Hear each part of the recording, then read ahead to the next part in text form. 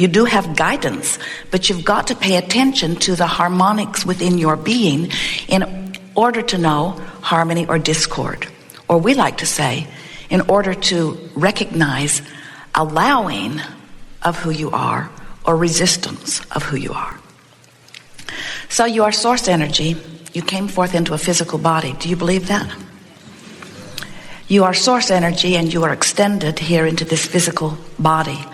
And in doing so, the non-physical part of you is flowing with you. And when you were first born, there was very little difference in the vibration of you as non-physical and the vibration that you became as physical. Some slight variance, because being born causes a realization, an assumption, a recognition, an observation. Even that infant is observing the time-space reality into which it is being born. It was observing what it felt like in your belly. So now this infant comes forth into physical experience, and now there is the first opportunity, as far as you are concerned, for vibrational allowing or resisting, because now there is the energy that is really you. You know, the larger part of you remains in non-physical. People say, oh, Abraham, if physical is so great, then why doesn't the non-physical come here and be with us? And we say, that's like saying, oh, if being a toaster is so great, then why doesn't the electricity become a toaster?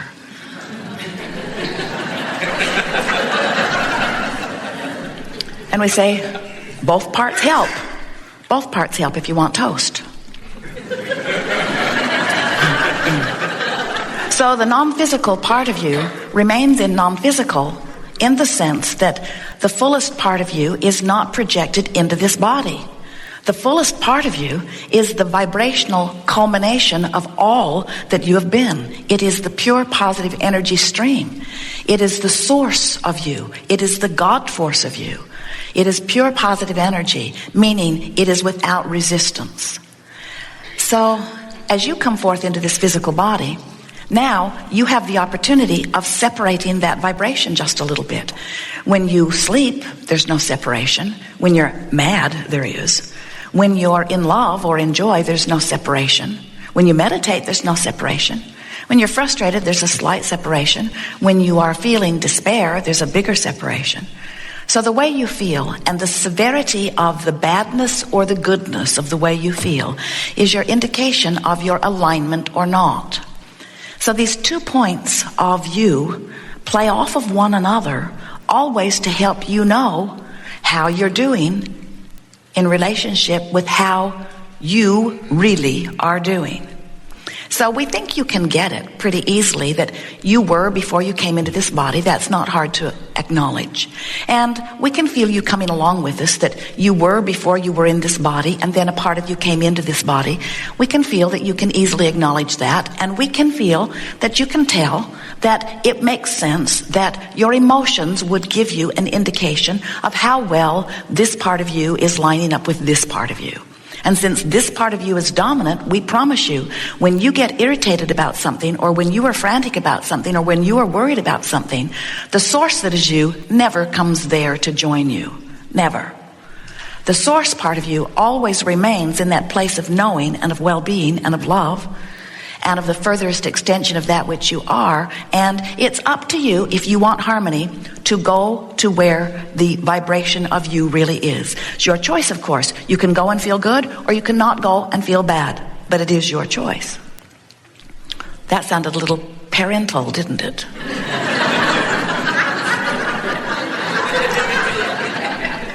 Well, we are very sure of ourselves. We know who you are and we know how that feels, and we want you to come join us, but it really is up to you. We are not wanting you to feel that we are seeing you as wrong when you don't come. We're just seeing you as not feeling good when you don't come, and we'd rather you feel better. That sounds a little parental too, doesn't it? So, but here's the part that we think you might not really be following along completely. This is the leading edge part of this seminar that once you get it, it will be so valuable to you. And that is that the eternal you from non-physical projected part of itself into the you that you know as you for a very important reason, for the thrill of the leading edge expansion. So when that non-physical you is expressing through you, and you're having a contrasting experience, which you do all day, every day, where your preferences are born, here's the new part that we want you to get. A rocket of desire is born in that moment. In other words, whenever you know what you don't want, you know more clearly what you do want. And there are all levels of intensity of that, of course, but you are a preferring fiend. You just can't stop coming to new preferences. You can't shut that down. It's the eternal nature of this eternal universe. So it happens. And as that rocket of desire is born, here's the new part, the source part of you rides it and literally becomes it. So when you prefer something, source becomes the vibrational disembodiment, if you will. The vibrational mirror or match or beingness of that which you have preferred. And we call that evolving you that has happened as far as we're concerned, because we're there living it, being it. We call that your vibrational escrow. Meaning it's there for you. You've made the contract. You've signed the deal. Nobody else is going to walk away with it. It's there just waiting for you to come over there. And if you will follow your bliss, as Joseph Campbell so perfectly stated, you'll find it. In other words, it's over there where bliss is. The thing about following your bliss is that when you're really depressed, you can't get a whiff of it. And when someone says follow your bliss when you're depressed or when you're angry, they might as well be saying fly to the moon, because you have about as great a chance of doing that in this moment with your arms flapping as you do about following your bliss, because you cannot find your bliss from there, not immediately, but you could follow the direction of your bliss. In other words, you could go in the direction of your bliss. The thing that we want you to understand is following your bliss from a place of depression doesn't feel so blissful. It feels more revengeful. What do you think about that? Do you get it? That over there where you feel awful is your perception of disempowerment, and over here where you feel wonderful is your perception of empowerment. And these emotions, like love and appreciation, are a far cry vibrationally from these emotions and vibrations of despair and fear and depression. But between depression and joy are a lot of different emotions. Revenge and rage and anger and overwhelmment and frustration and hoping and believing and knowing. In other words, and many, many, many, many more words could be added to this depending upon what the subject of your attention is. But we want you to understand that there is a vibrational progression, and you cannot jump from there to there. It's like your radio dial being set at 6:30 and you demanding that you hear what's being broadcast on 98. Can't do it. You've got to change your frequency. So you say, well, I can change the dial on my radio with a push of a button. And we say, you can change your vibrational frequency. You'll get better and better and better at it. But we've never seen anyone jump from here to over here. It's a gradual process, and if you will accept that it is a gradual process, then you'll stop being mad at yourself as you are along the way. As Jerry and Esther are traveling from city to city, they don't get 20 miles out from their starting point and then begin arguing with each other about whose fault it is that they are not at the end of their 500 or 600 or 700 mile journey. Often they'll drive that in a day, and they accept that it's going to take some time.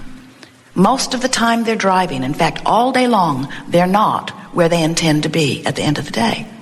But it doesn't mean that where they are along the way is wrong. And yet, you often are on your way from one place to another place, and you're saying, wrong, wrong, wrong, not there, not there, not there, not there, not there, not there, not there, not there. And what happens when you're doing that is that you're not making any progress, because you say, hope we get there, wrong, not there, not there, not there, not there, not there, not there. The whole time you are unhappy about being there, you're pointed in the opposite direction. And when you're pointed in the opposite direction, you're not getting there. And so you want to be there, but you're not there. You want to be there, but you're not there. You want to be there, but you're not there. You want to be there, but you're not there. And then you say, oh man, this takes way too long. And we say, no, it doesn't. Just point toward what you want and keep moving in the direction of it. And here's the point that we really want you to get. In the moment you get pointed in the direction of what you want, you will feel better immediately. It's only pointed in opposition that feels worse. Pointed in the direction of what you want always feels better, even though you may be miles from being there. Pointed in the right direction always feels better. You know that, don't you? Have you ever been slow in traffic here?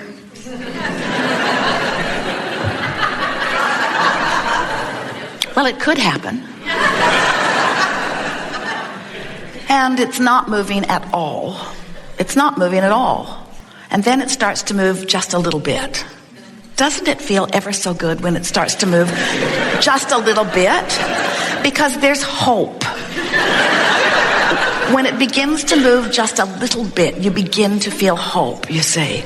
And what we want you to learn to do is to be hopeful even when it isn't moving. Not because we want you to think that your hope will make the traffic move, but because, get ready for this, you're not used to this, hope feels better. We'd rather you're stuck in traffic feeling hope or joy than stuck in traffic feeling anger.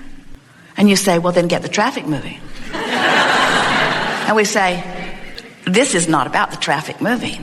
This isn't about getting you to where you think you want to be. This is about getting you to the place of feeling good wherever you are. Oh, Abraham, that's not the seminar I signed up for.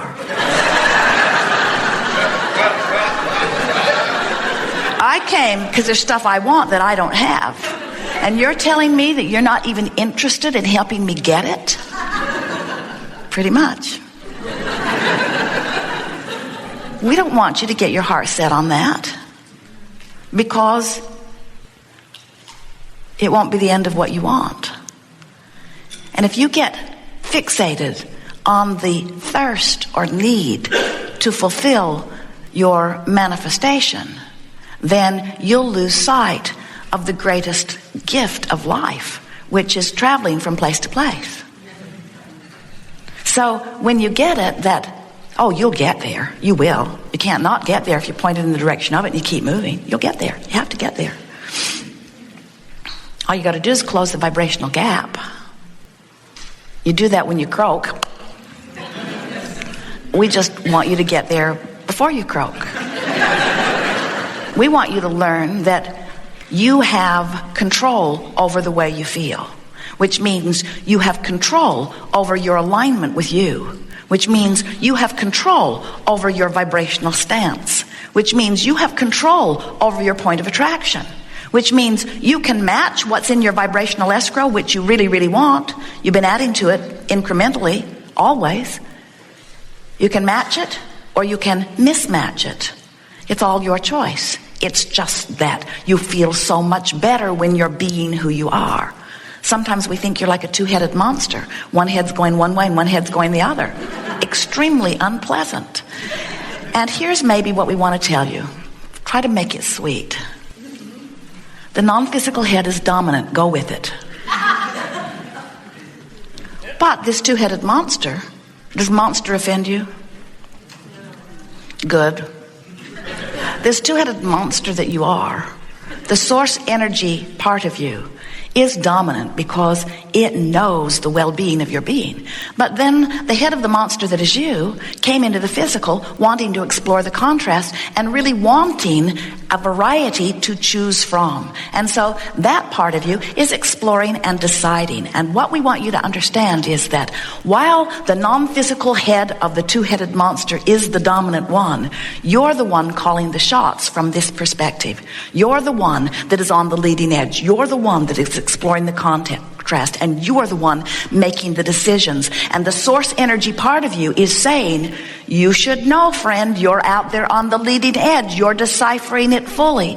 And I trust you completely in your choices, because no one would know what you want more completely than you right there where you stand. So when someone's rude to you, you want them to be nicer. When someone cheats you, you want them to be more honorable. When someone tells you one thing, when they really mean another, you want them to be more credible.